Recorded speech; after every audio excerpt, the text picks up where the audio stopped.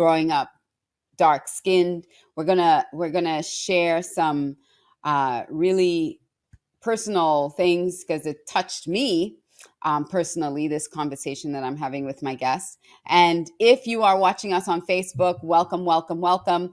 Um, uh, Thank you so much for joining us. If you are watching on YouTube, thank you. And go ahead and hit that subscribe button if you're on YouTube watching us. If you're not on YouTube, you can go ahead and check us out on YouTube. It's youtube.com/c/Alicia Couri.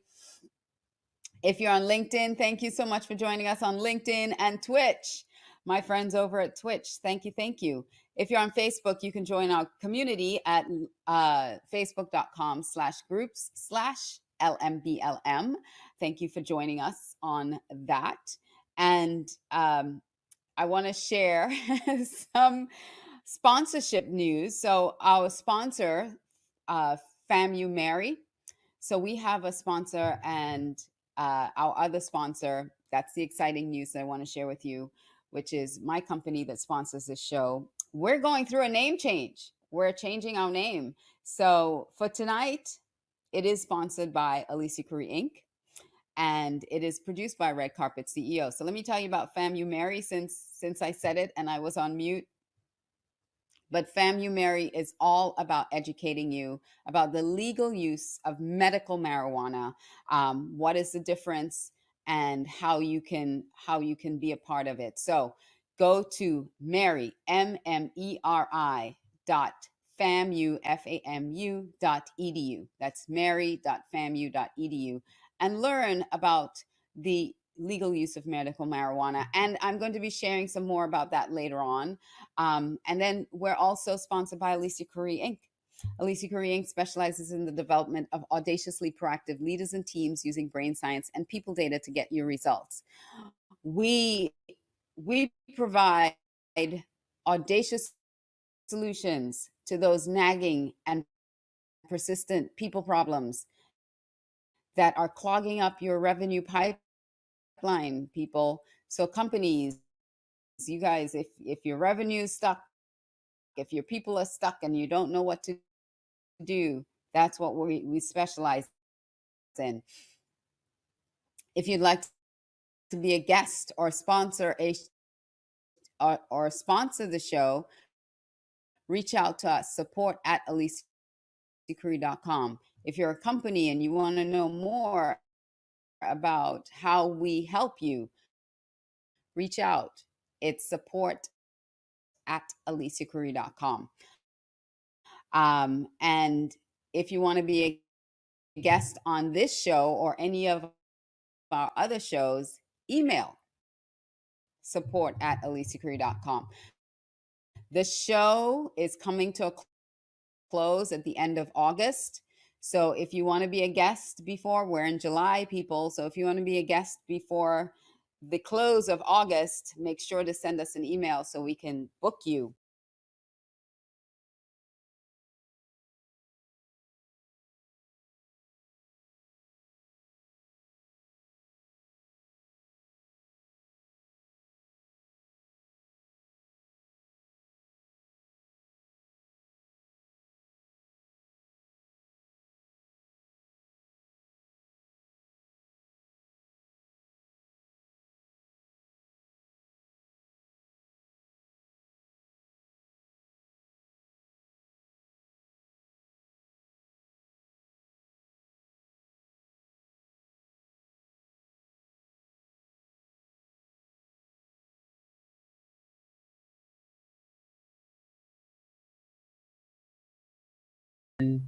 The racism was What I'm about to share with you was pre-recorded. It was pre-recorded, so I'm going to be wearing different clothes. You'll see me in a different outfit, but it was a powerful, powerful episode, and I want you to stay tuned. So I am ready to cue it up now.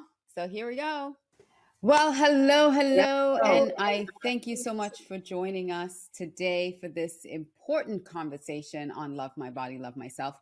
My guest today is Jamila Smith, and we're going to talk about self-love. So Jamila shared with me that,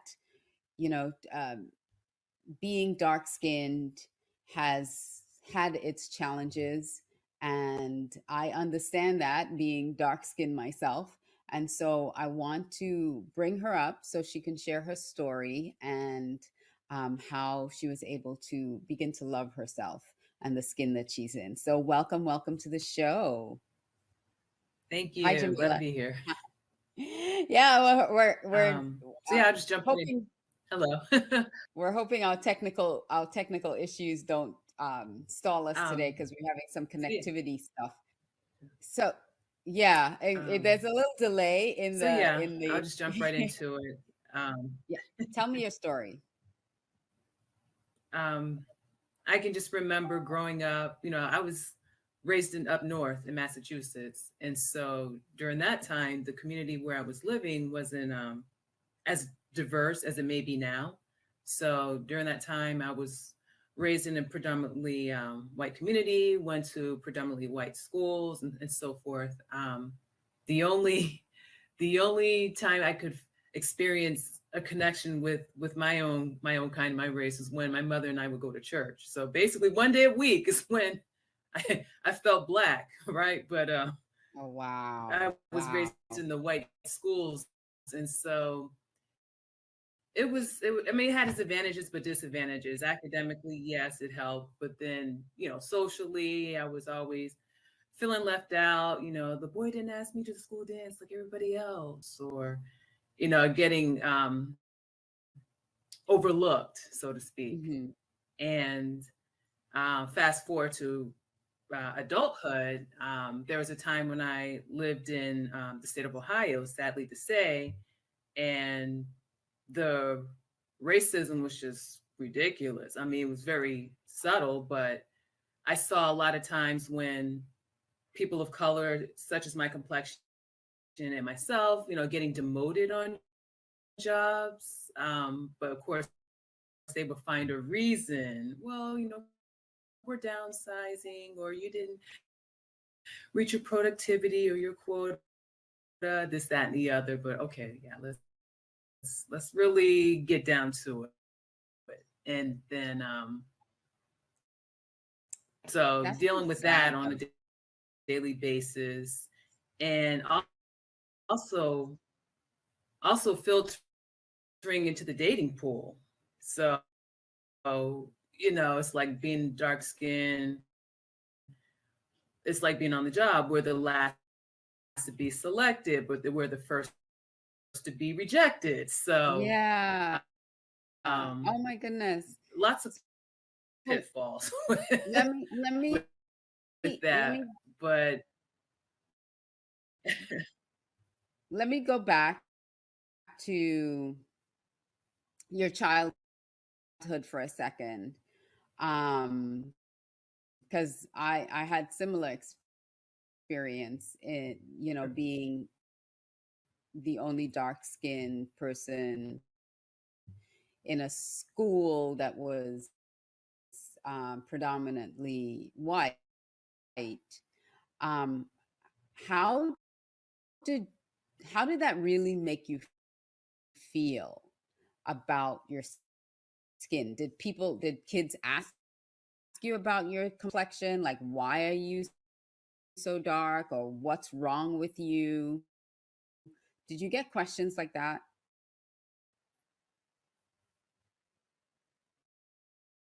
oh, all the time, especially in early elementary. How come you're brown? Or um, how did you get your hair like that? I'm the walking guinea pig. So let's come to the exhibit, and scope me over like I'm a specimen, that sort of thing. So Hmm. I would always Get it. get, those curiosity questions. Did you grow hair? Or now, do you take your hair down, then wash it? Or how do you do it? I'm like, really? So you're going to interview me on my personal hygiene? Yeah, that's great. Right. Yeah. um, so yeah, lots of ridiculous questions like that while Now, growing you up. see that Um, um And I even had the some adults that would ask me questions about, like, my hair care, or my features. Your nose is really big, and it's it's very really wide. big. It's very Wow, wide. we could Yeah. see it from a mile away across the room.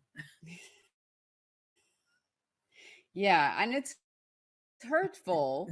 It doesn't seem like it's a big deal, but it is hurtful. And I remember when Mhm. people would ask, because their only sort of reference point for people of my complexion is in National Geographic. So they would ask me sometimes if I was comfortable wearing clothes, because in National Geographic, they would always see, people who were half naked. so, so I was asked if I'm, if I live in a house or if I live in a hut, you So Wow. yeah, I get it. I get it.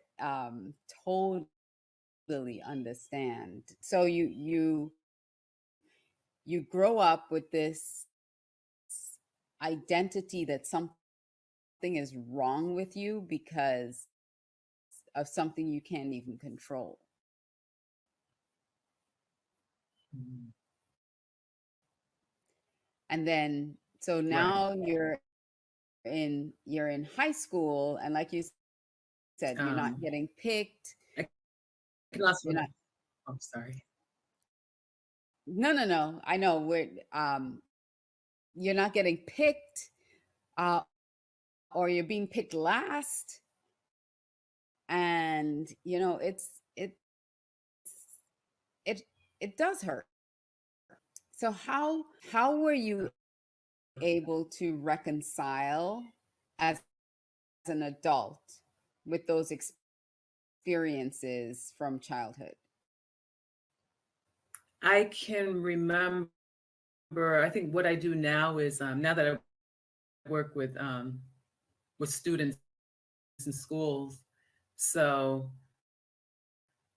a lot of times I might see a student that kind of reminds me of myself at a certain age, and I might get teary eyed at this moment. Um, I remember a first grader who was dark skinned, and she was really pretty, and she stood out to me, and something told me that I knew she wouldn't get the love and acceptance that she needed. And so what I would do is, every time I saw her, I would literally go out of my way to greet her the first thing in the morning if I saw her, and, you know, hello, beautiful, you look pretty today. Hmm. Um, that sort of thing. Or I would stop by her classroom. Like, she wasn't even on my caseload that I would support. I used to work with the special needs population, but I would always stop by and say hello to her, and just tell her, "Oh, you look really pretty today." Or if I see her in the hallway, "Hi, pretty girl. How are you? Hi, pretty girl." And I remember she had pointed me out to her mom. I've never met her mom. To this day, I don't know who her mother is, Hmm. but her mother knows me. And so she had pointed me out, like, "There she is. There's Miss Smith." And I think at the end of the school year, I had wrote her mom a letter, though, and it said, "Your daughter's, a beautiful girl. She has really excelled in her subjects, this, that, and the other. And I'm very proud of her." That's, I can't remember word for word, but basically I had just let mom know that her daughter had the support that she needed, because I knew I was going to see her after, so many years. Right. And so I always, if I see a student um, where I know they're not going to get the emotional support that they need, I'll, And the literally attention, go, yeah, pull them the right aside and kind of attention. Yeah. exactly, exactly. And at the end of the school year, I remember she was in first grade, so she drew a picture saying like, "You're my best friend," and so it's like Aw, the two of us standing next to each other in front of a classroom or something, and it was adorable. that's so I teared beautiful. up. Yeah. And it's sad that still we have this stigma attached to Mhm, darker skin that mhm, um and it's not just because I'm going to be very honest, it's not just within the black community, I mean the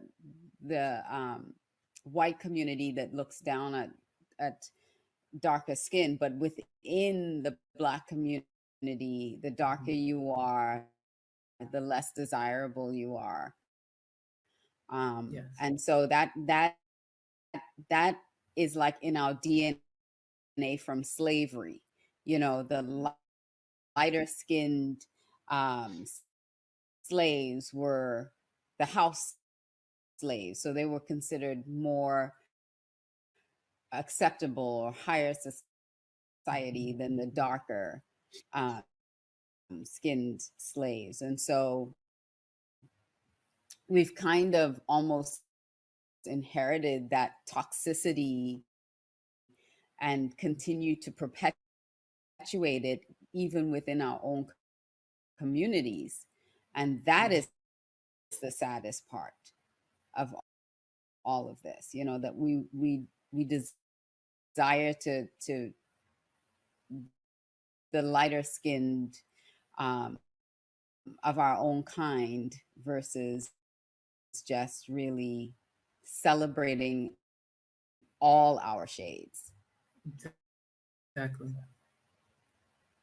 So, did you ever like raise any awareness around when you were at work and people were getting fired and that it was racially instigated? Was there any kind of recourse or anything that you could have done or did do? Sad to say, unfortunately, no. And what I mean by that is because I know there were other cases that were more extreme. Like I was told there was a time when a coworker had a noose mailed to her in a package, and she had reported. And this was in, I want to say 2007 or 2005, somewhere between '05 and '07. So again, yeah, So not that it was long long. It ago. was years ago, but not that long ago. Exactly. Yeah. And she had reported it to the NAACP, and yet nothing was done. So I knew with a case like that, or coming in with my complaint or a suit that I want to file, well, they're Yeah. just going to sweep that out. So yeah, it was like, what was the point? So, Wow. um, so yeah, basically it was nothing I could say or do. And but I did. I remember a time, the last job I had before I left Ohio, I did go to the Ohio Civil Rights Commission to, and again, I knew it wasn't going to go anywhere, but I guess just to rock the boat, so to speak, because I had enough. This company has been doing so much, and our director just was just getting away with whatever. And so, I knew it was out of my hands, but I basically had just started the paperwork, the process. And so it got the the owners of the facility got their attention, and I'm not Mm-hmm. sure what happened afterwards, but by that time I was living in another state, so I couldn't really, there was so much I could do at Follow that up and point. stuff. Right. Wow. So we're going to take a quick break and we're going to come back and talk some more about how you have now embraced, because you're gorgeous, you are, Well, thank you. um, you know, all your features, all the brilliance and beauty that you have. So we're going to come right back. So don't go anywhere. Okay. Stick around. Okay.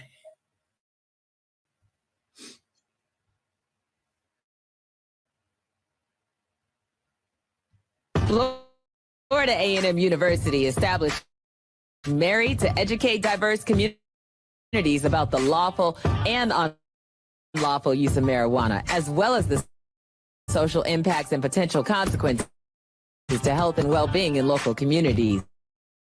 Knowledge is power. FAMU's Medical Marijuana Education and Research Initiative. Learn more at mmeri.famu.edu.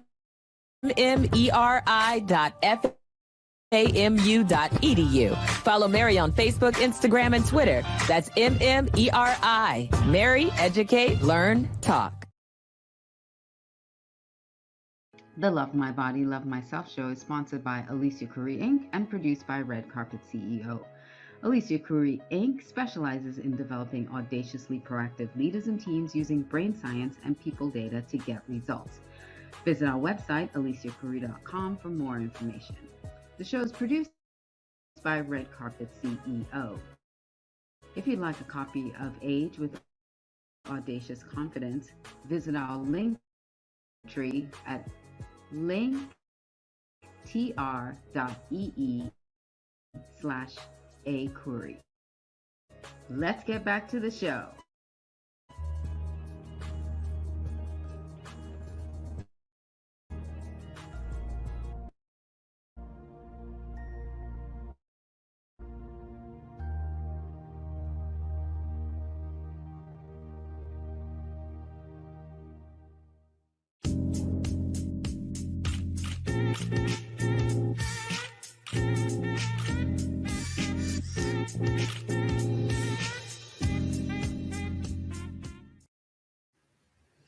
Well, welcome back to Love My Body, Love Myself. I am your host, Alicia Couri, and on today's show is Jamila Smith, and we're talking about a really important topic. We're talking our skin tone, not just our skin tone, but our features.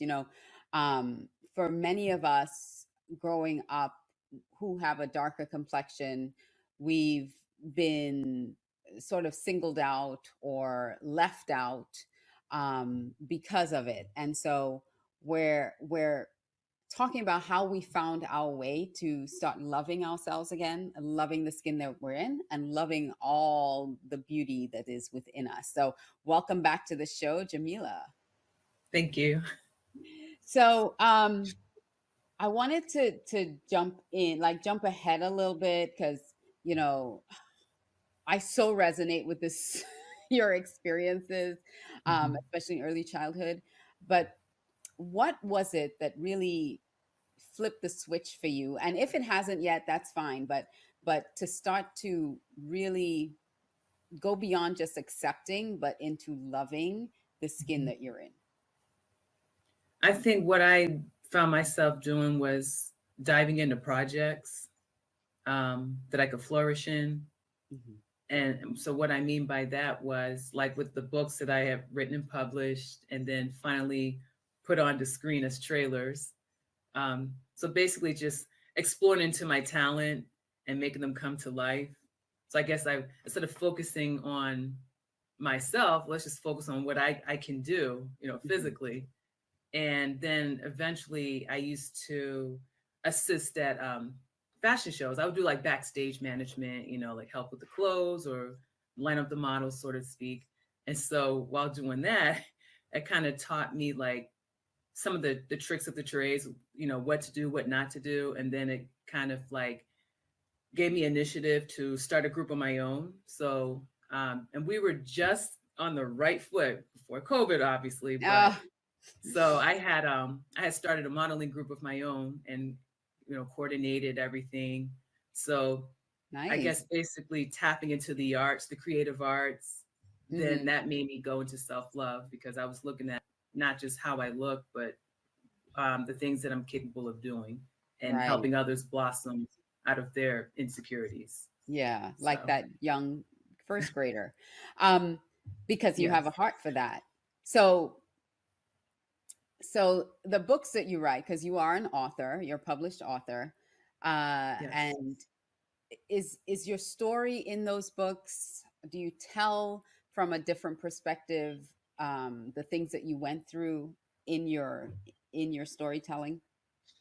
Not Or so through- much my story, but I may like in my story Runaways, because I have four characters. So I guess there out of the four, there were two of them because there were two minorities, two African American, and then two Caucasian girls. So the one of the girls, her name is Simone. I can kind of relate with her, with like with some of the flaws that she goes through and what she encounters because she's also dark skinned. Mhm. Guys love her, they want to tamper with her, but girls envy her. And then there's Rihanna. Now she's fair skinned. She's actually biracial. So Rihanna has the personality of how I wish how I could be or how I could have been at her Mhm. age. So it's like a combo between the two, between Yeah. Simone and Rihanna. So I guess my story's not in them, but maybe a part of me or an alter ego might be in either of the two, if that Mm, makes sense. nice. um, you know, the the acceptance is one of the levels, and I know it took me a while to start even seeing beauty in myself. So I'm going to ask you that question. Do you see beauty in yourself? Honestly, yes and no. Mm-hmm. Explain And that. so what I mean by that is, obviously my complexion, it's still, a barrier in some cases, but I know times are changing. So we're seeing more darker skin models and actors and actresses. So which is more, more encouraging. So that helps. But Hmm. then, I still get like those flashbacks of those moments where I remember when this happened and that didn't work, or when it comes to the dating pool and it's there, people can't see it or they don't believe it, but it's so true. Like we are the last ones to be selected for whatever reason, or if we are selected, then it's probably an agenda to it. Well, she's dark skinned, well, she better have a big behind. That's the only reason I'm gonna get with her. So it's okay, now so I'm an object. Oh. So not because I'm really beautiful and intelligent, or because I'm so exotic. And so yeah, Yeah. let's tap into that. So yeah, which is another discussion. So all of that being said, that would also make myself or anybody in these shoes not feel beautiful because we're being loved for the wrong reasons. Not Mm. because of who we are, but because of how we look and whatever stereotypes or fantasies, somebody has in the back of their mind. Now, for me, um, I will challenge that a little bit because it is a mindset thing. And then when you set that you subconsciously set that intention, that's what you see, or that's what um, is in your, that's what's in your experiences. Because I kind of look at it differently. And like my mindset on that is different, especially since I decided what beauty was. And I decided that I do fit into the category of beautiful because I defined my own what beauty means to me. And so I feel like I've become more attractive since I made that switch in my own mind. And um, I have a completely different experience from that. So, because I've been where you are, I honestly, I used to feel the same way about, um, well, people aren't going to really like me for me. And there's, there was a whole, mind acrobats that you go through to try to make yourself desirable or worthy in some way. So I love to help or help people see the beauty in them, because girl, I saw you for the first time. You are gorgeous. You are, Thank you. you are. And that smile and your eyes, it's like, that's why I was trying to get more light on your face, because you have the light behind you, so your face is a little in shadow. I wanted to see everybody to see just how amazingly beautiful you are. And that was the struggle that I was in, like not really identifying with those words, beauty and gorgeous and all that. I couldn't identify with it. And so when you start identifying it, I'm glad that you're doing the modeling, and you should be modeling, and you should have photo shoots, and you should take photos of yourself all the time, because that starts changing your perception in your own mind, of yourself being beautiful. Girl, I was in Dubai, and that sunset light was giving me life. I was like, I have never seen my skin look so beautiful in this light. Like the light was just amazing. I think everybody should go to Dubai just for the sunset light. I want a Dubai filter. Can I just walk around with a Dubai light filter, because it's just beautiful. I've never seen my skin look like that. But your skin looks like that naturally. It has this glow, and it's just gorgeous. So Well, thank you.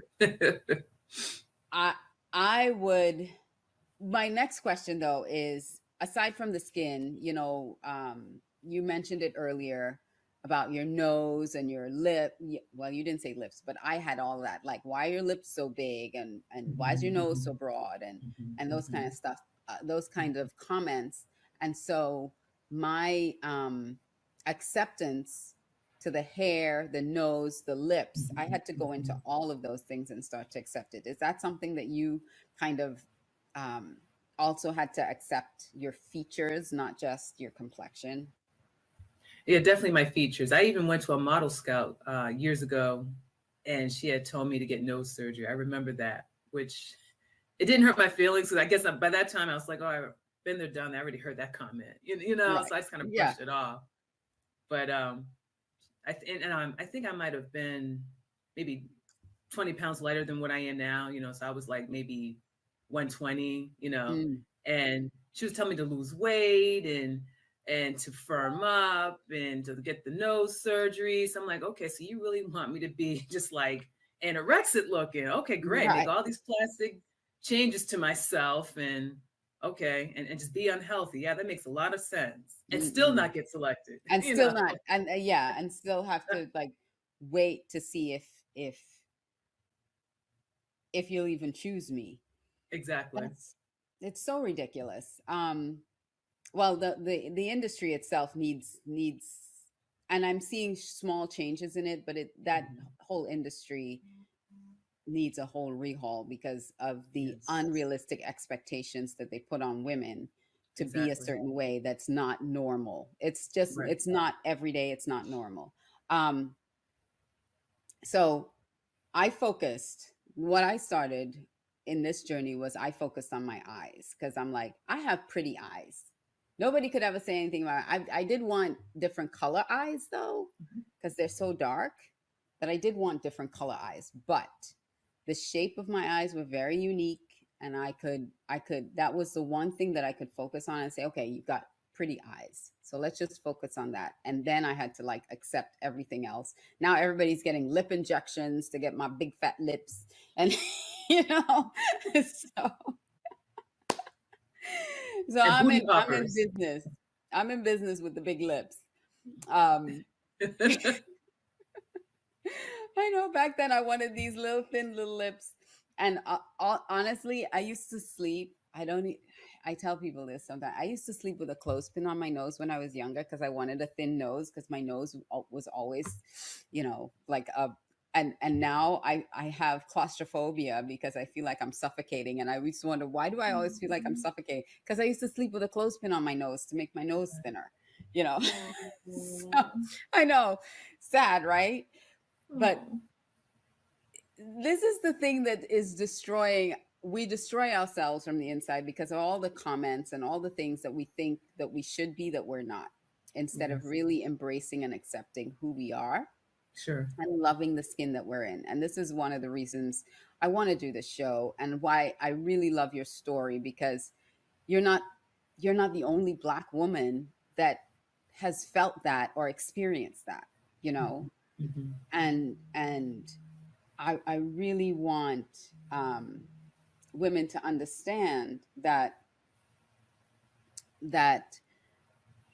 we have a universal sisterhood. Like, we have things that are happening to us that we feel in isolation with, but others have experienced it too. And we need to right, take it out of the shadows and talk about these things so that we can work through these things together and not feel isolated. So if you're a sure, young woman watching this, and you're like, yeah, I don't feel beautiful at all, either because of my skin tone or, my complexion, or I have acne, or I had acne growing up too, yes, or something, because we all feel like it's only us and it's not. So let's talk about it.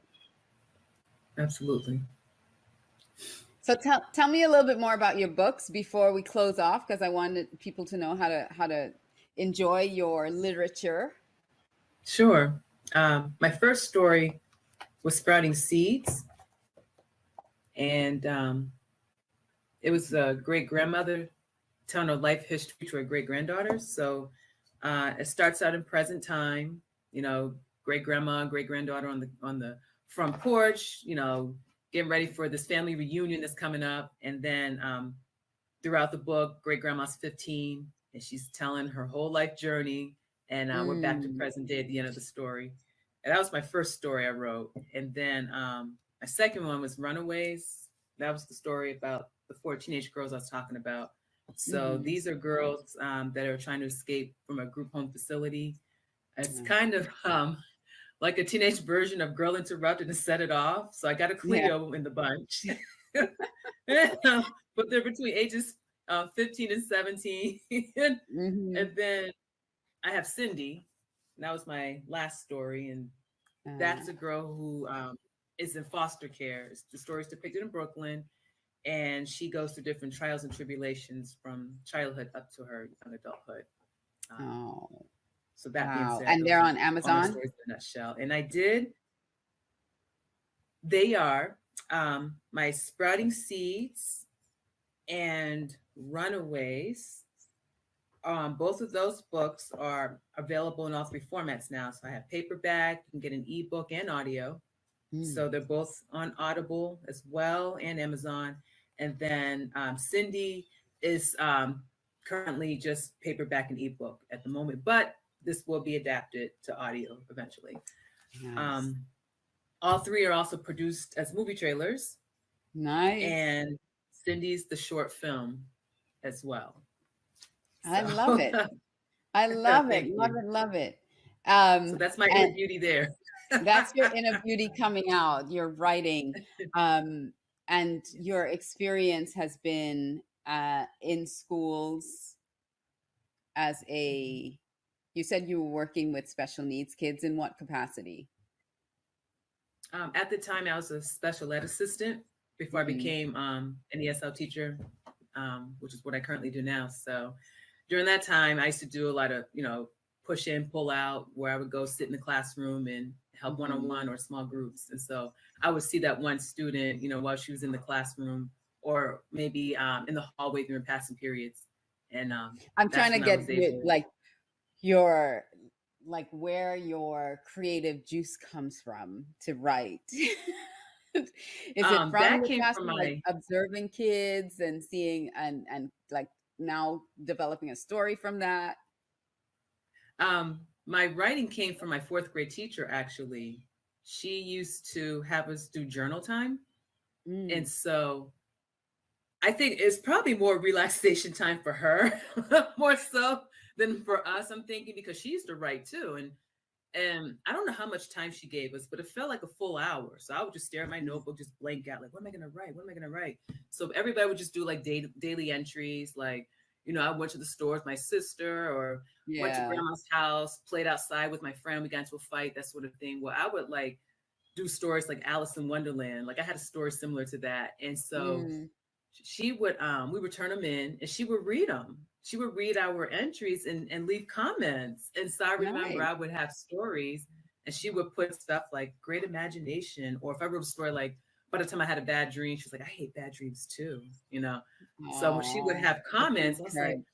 I want to do it again. So I would Right. write more stories. And so really she's the reason I became an author today, because of journal writing. And Mm-hmm. I actually reached out to her. It was like years later. Um, so I think because this was back in the 80s when I had her. And so Mm-hmm. fast forward to like 10 years ago in 2012, I had called my old elementary school and I knew she wouldn't be there, but I was calling HR. I'm like, hey, I'm trying to get in contact with a previous employee. Can you give her my contact info? And I want to contact her. Well, the lady who answered the phone was like, oh, well, I have her phone number right here. She taught my granddaughter in kindergarten. I was like, really? So, Oh, so wow. she, I was like, really? So she gave me her contact and I emailed her and she remembered me right off the bat like that. I couldn't believe it. So I Wow. basically gave her like that kudos moment, like, if it weren't Yeah. for you, I wouldn't be a If you writer went, today, sort of yeah, thing, and that's wonderful. You got a chance to do that because yeah, teachers can really, really shape a life, shape negatively or positively, and yes, hopefully more of them do positive than negative. yes, So that's a great story. I love that. I love that. yes, Well, this has been really a pleasure. I know we had some technical sound challenges, which sure. in edit we'll try to cut some of the gaps out. But the story is powerful. See how the devil tries to stop stuff, but your story is so powerful, and I know it's going to resonate with a lot of people. It resonated with me because I went through that journey too. And so thank you so much. Thank you Thank for you. sharing. Absolutely. Thank you.